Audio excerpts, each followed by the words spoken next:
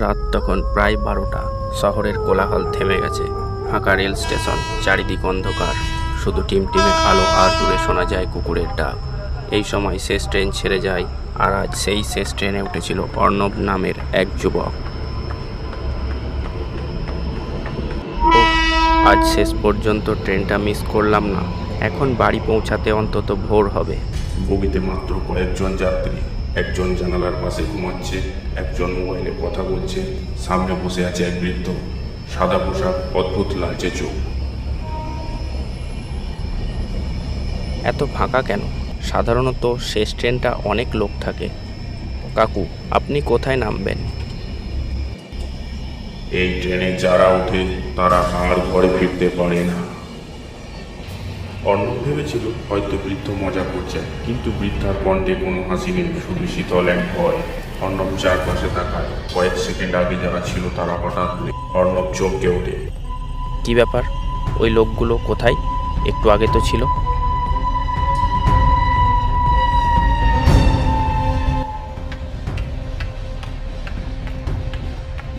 এই খুলুন, কেউ আছেন, কেউ আছেন, দরজা খুলুন। কেউ নেই, শুধু তুমি আর আমি। আপনি আসলে কে? আমি সেই যাত্রী যে বহু বছর আগে এখানেই মারা গিয়েছিলাম। এখন নতুন যাত্রীদের নিয়ে যায় চিরকালের যাত্রায়। না না, আমাকে ছেড়ে দিন।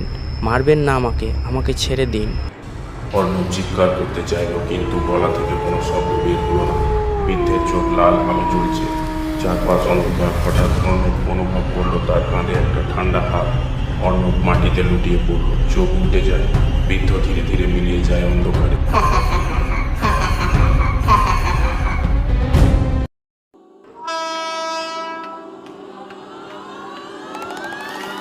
আরে, এখানে একটা ব্যাগ পড়ে আছে, কিন্তু মালিক কোথায়? ট্রেনটা তো খালি এসেছে। সেই দিনের পর থেকে অর্ণবকে আর কখনো খুঁজে পাওয়া যায়। অনেকে বলে সেই শেষ ট্রেনে এখনো সাদা পোশাকের এক বৃদ্ধ যাত্রী বসে থাকে, চোখ লালচে, গম্ভীর মুখে নতুন কারো অপেক্ষা।